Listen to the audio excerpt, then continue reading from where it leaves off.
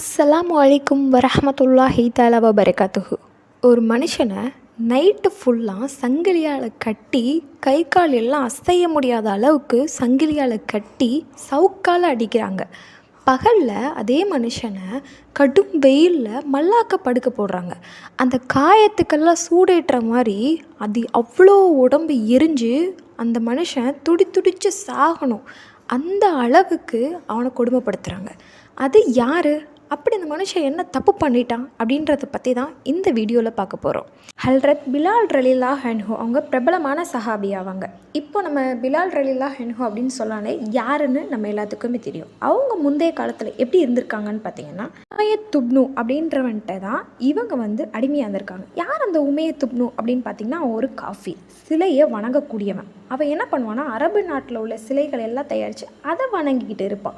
அப்போ இதை பார்த்த பிலால் ரலியல்லாஹு அன்ஹு என்ன பண்ணுவாங்கன்னா, சிலைகளை வணங்கக்கூடாது, அகத் ஒருவன் அல்லாஹ் ஒருவனே அவன்தான் அப்படின்னு சொல்லியிருக்காங்க. அப்படி சொன்ன ஒரே காரணத்துக்காகவே இந்த உமையத்துப்னு என்ன பண்ணியிருக்கான்னா, பிலால் ரலியல்லாஹு நைட்டு ஃபுல்லாக அடித்து சவுக்கால் அடித்து பகலில் கடும் வெயிலில் படுக்க போட்டு என்ன பண்ணுவான்னா, அசையக்கூடாதுன்றதுக்காக இவ்வளோ பெரிய பாறாங்களில் தூக்கி அவங்க நெஞ்சு மேலே வச்சுடுவான். ஏன்னா அப்போ தான் அந்த காயங்கள் நல்லா சூடேறும். நீ சூடேறி ஒன்று செத்துப்போ, நீ துடிச்சு சாகணும், இல்லையா நீ அகதுன்னு சொல்கிறத நீ விடணும். அதுதான் அவனோட குறிக்கோள். பிலால் ரலியல்லாஹு அன்ஹுட்ட இவ்வளோ சொல்லியே அவங்கள அப்படி கொடுமைப்படுத்தியிருக்கான். அவன் மட்டும் கிடையாது, அபு ஜஹல் காஃபீர்களோட தலைவன், கூட்ட தலைவன் மாதிரியே அவன் அவ்வளோ பெரிய ஒரு காஃபீர். அவனும் சேர்ந்துக்கிட்டு என்ன பண்ணியிருக்கான்னா, 2 பேருமே ஷிஃப்ட் படி நான் கொஞ்சம் நேரம் கொடுமைப்படுத்துகிறேன், நீ உன்னோட முறை வரும்போது நீ கொடுமைப்படுத்துன்ற மாதிரி மாறி அவங்கள ரொம்ப வேதனைப்படுத்தியிருக்காங்க.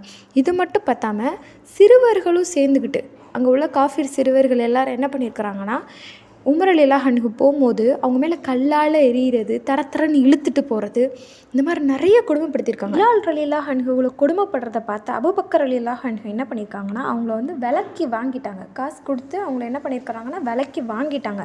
எப்படி விலைக்கு வாங்கினா பார்த்திங்கன்னா, அந்த காலத்தில் அடிமைகள் எல்லாத்தையுமே விலை கொடுத்துவாங்க. எப்படின்னா, இப்போ நம்ம என்ன பண்ணுறோம், ஒரு பொருள் வேணும்னா அதுக்கான மதிப்புக்குரிய காசு கொடுத்துட்டு நம்ம வாங்குகிறோம். அப்போது அந்த அடிமையை விலைக்கு வாங்குறது, பொருளோ மற்ற பணமோ ஏதோ கொடுத்து அவங்கள விலைக்கு வாங்கிட்டாங்க. விலைக்கு வாங்கிட்டு ரசூலுல்லாஹி ஸல்லல்லாஹு அலைஹி வஸல்லம் அவங்களோட கண்ணில் பட்டிருக்காங்க. பிலால் ரலியல்லாஹு அன்ஹு அவங்களோட பார்வையில் பட்டு அவங்களுக்கு என்ன பொறுப்பு கொடுத்துருக்குறாங்கன்னு பார்த்திங்கன்னா, பாங்கு சொல்கிற பொறுப்பு. பாங்கு சொல்கிற முஅத்தினாக இருக்கக்கூடிய பாக்கியம் அவங்களுக்கு கிடச்சிருக்கு. ஊரில் இருக்கும்போதும் சரி, பிரயாணத்திலும் சரி, பாங்கு சொல்கிற அந்த திருப்பணி அவங்களுக்கு கிடச்சிருக்கு.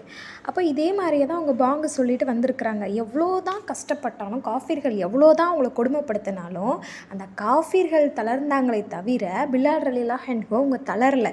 அல்லாஹ் ஒருவன்னு சொல்கிறத நிப்பாட்டலை. ரசூலுல்லாஹி ஸல்லல்லாஹு அலைஹி வஸல்லம் அவங்களோட மறைவுக்கு பின்ன அந்த இடம் காலியாக இருந்திருக்கு. அப்போது இது காலியாக இருக்கிறத பார்த்துட்டு மதினாவில் இருக்கிறது பிலால் ரலியல்லாஹு அவங்களுக்கு ரொம்ப கஷ்டமாக இருந்துருக்கு. ரசூலுல்லாஹ் இல்லாமல் அவங்களால இருக்கவே முடியல. அப்போ என்ன பண்ணிட்டாங்கன்னா, வாழ்கிற மீதி நாட்கள் நம்ம ஜிஹாத்லேயே கழிச்சிடலான்னு சொல்லிட்டு மதினாவை விட்டு போயிட்டாங்க. ரொம்ப நாள் ஆகியும் மதனாவுக்கு திரும்பி வரல.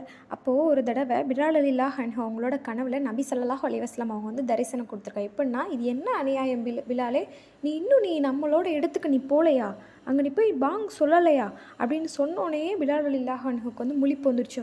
இல்லைல்லா, நம்ம என்ன இவ்வளோ பெரிய தப்பு பண்ணிட்டோம், நபி ஸல்லல்லாஹு அலைஹி வஸல்லம் அவங்களே சொல்லிட்டாங்கன்னு சொல்லிட்டு உடனே மதினாவுக்கு போயிருக்காங்க.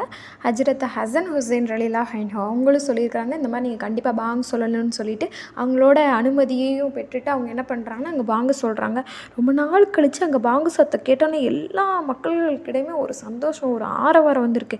எல்லாருமே பெண்கள் எல்லாரும் என்ன பண்ணியிருக்காங்கன்னா, அழுதுகிட்டே வீட்டை விட்டு வெளியே வந்திருக்கிறாங்க. அப்படி நடந்து அவங்க பாங்கு சொல்லியிருக்கிறாங்க. கொஞ்சம் காலம் அங்கேயே தான் இருந்திருக்காங்க பிலால் ரலியல்லாஹு அன்ஹு. ஹிஜ்ரி 20ஆம் ஆண்டு திமிஷ்க் நகருக்கு அருகில் உள்ள ஒரு இடத்துல தான் அவங்க இறப்பை எழுதியிருக்கிறாங்க. அல்லாஹு தாலா நம்மளுக்கு இப்போது முஃமினாக இருக்கக்கூடிய பாக்கியத்தை நம்மளுக்கு கொடுத்துருக்குறான். பல இடத்துல நம்ம இருக்கிற இடத்த விட்டு வெளியே போய் நான் முஃமின் சொல்கிறதுல அவ்வளோ பயப்படுறோம். ஏன்னு பார்த்தீங்கன்னா, இப்போலாம் காஃபிர்களோட கூட்டம் வந்து பெருகிடுச்சு. அந்த காலகட்டத்தில காஃபிர்களோட கூட்டத்திலயும் ஒரே மனிதனா நிண்டு அஹத் அஹதுன்னு சொல்லி எவ்வளோ கஷ்டப்பட்டாலும், ஆமா நான் மொஹ்மின் தான் அப்படின்னு அவங்க சொல்றத விடல.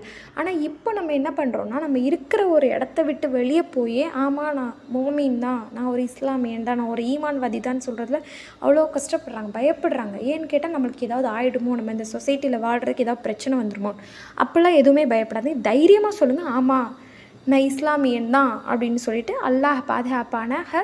பிலால் ரலியல்லாஹு அன்ஹுக்கு எவ்வளோ பெரிய அந்தஸ்து கொடுத்தானோ அதே மாதிரியே நம்மளுக்கும் அல்லாஹ் தஆலா அந்தஸ்து தருவான். அஸ்ஸலாமு அலைக்கும் வரஹ்மத்துல்லாஹி.